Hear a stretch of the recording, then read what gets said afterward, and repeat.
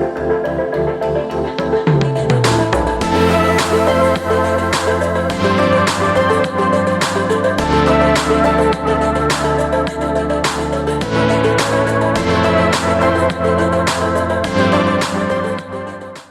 Rich here.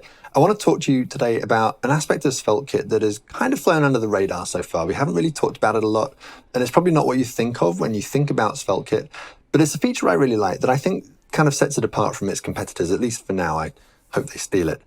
So a quick recap for those of you who aren't yet up to speed. Svelte is the component framework. SvelteKit is the app framework that builds on top of Svelte and gives you routing, data loading, server-side rendering, static site generation, beautiful developer experience provided by Vite, and so on. Lots of you are already using Kit to build your apps because there is apparently no amount of "this is not yet 1.0" messaging that will dissuade you lot. And that's fine. We're all adults and your feedback has been hugely beneficial, so keep doing your thing. But here's the thing, it's not just an app framework. It's also a framework for building libraries. And in the next few minutes, I'm going to show you how that works and what it means. So imagine you're building a page of a SvelteKit app. Chances are you'll have some mix of code that's specific to that page, code that's been imported from a third-party library, and code that sort of sits between those two, the sort of thing that you might shove in a generic utils.js file or something like that. Every app I've ever worked on has some concept of an internal library. In SvelteKit, there is a place to put the stuff that belongs to that third category, the source/lib folder. It's really a convention more than anything. It's not a magic folder, though SvelteKit does provide you with an alias so that you can import files from here without doing the whole ... dance. Really, the idea is that you don't have to waste brain cycles figuring out where to put common utilities and components. And if you move from one SvelteKit project to another, it'll follow roughly similar organizational principles. Now imagine you're building a library for Svelte. Could be a component library or a new action function or something like that.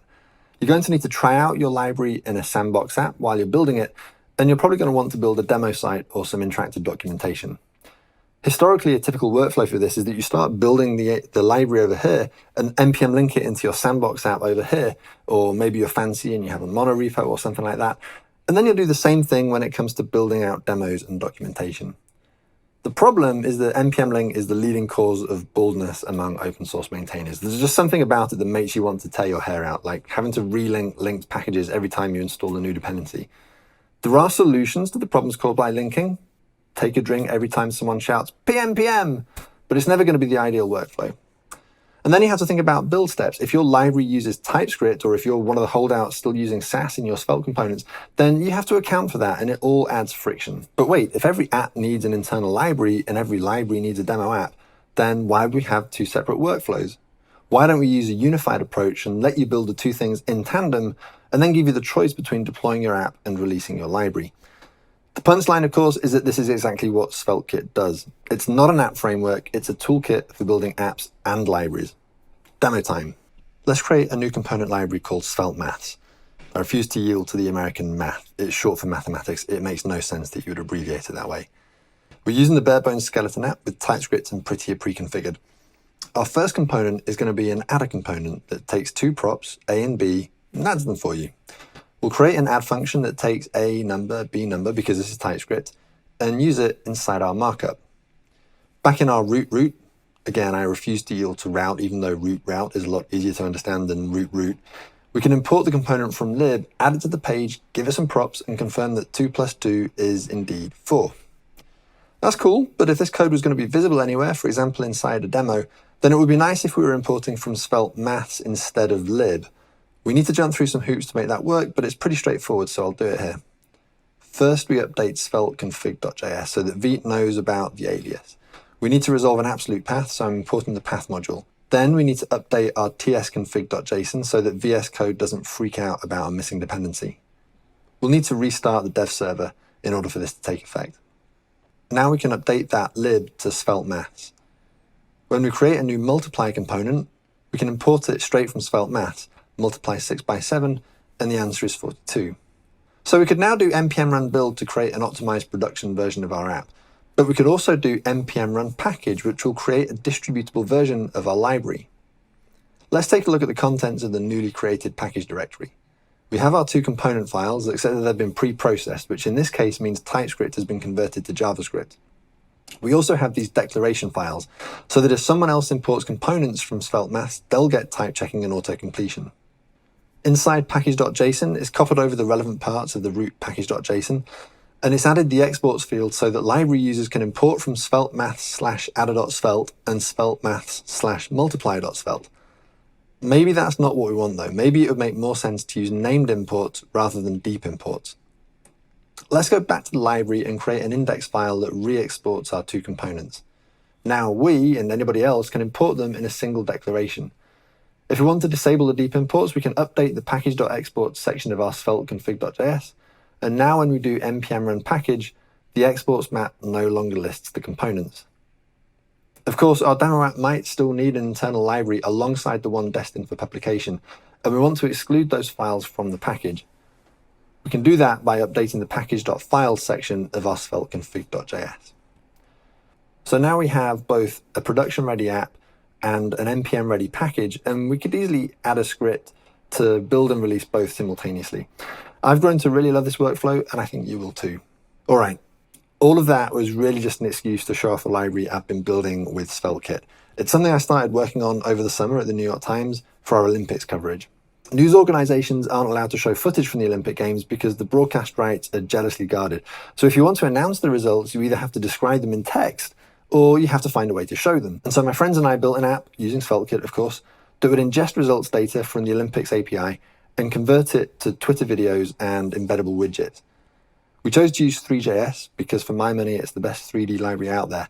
But when you're building something under extreme time pressure, it's really useful to have a declarative component-based approach to keep a lid on the complexity and give us extra features like hot module reloading. In other words, in the same way we use Svelte to keep our DOM code manageable, we wanted something to keep our 3 code easy to work with.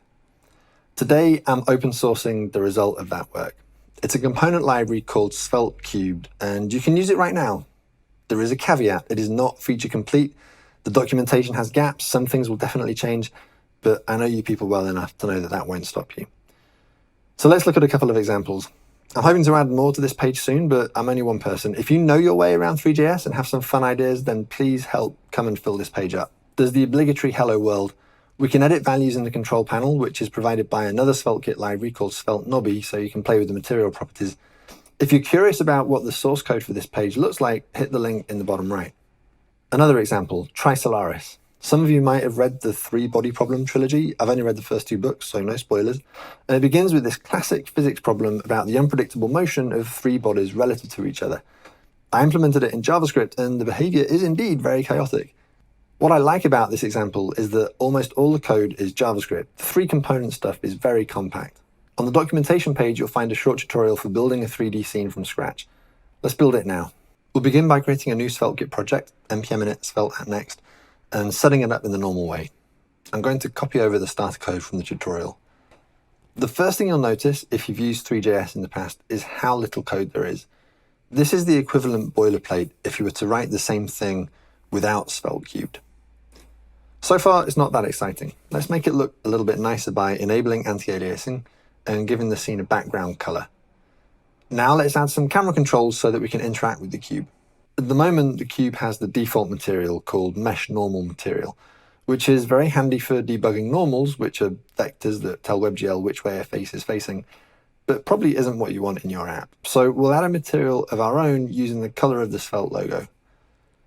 Now that we're using mesh standard material, which is physically based, we need to add some lights so that we can see it.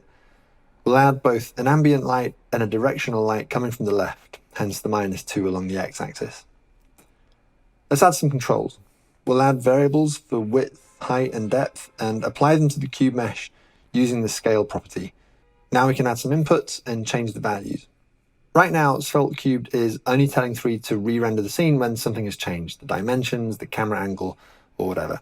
Some frameworks will automatically re-render 60 times a second regardless, but SvelteKit has more respect for your users' batteries. That said, sometimes we do want to update things on request animation frame, and for that we have the on-frame lifecycle hook. Looking good so far, but we can polish it up a little bit further. We can make the cube cast a shadow, then add a horizontal plane for it to cast a shadow onto. We'll use the primitive component to add this grid helper to the scene. We need to enable shadows both on the canvas and on the light source. I'm going to customize the shadow matte slightly so that it looks less blurry. Lastly, I'm going to add a fog property to the canvas so that the plane fades out gracefully. And there it is. That's all I got for now. There's lots to do still, docs to write, features to add. And if declarative WebGL is the sort of thing that you get excited over, then come on over to GitHub and we'll build it together. Thank you.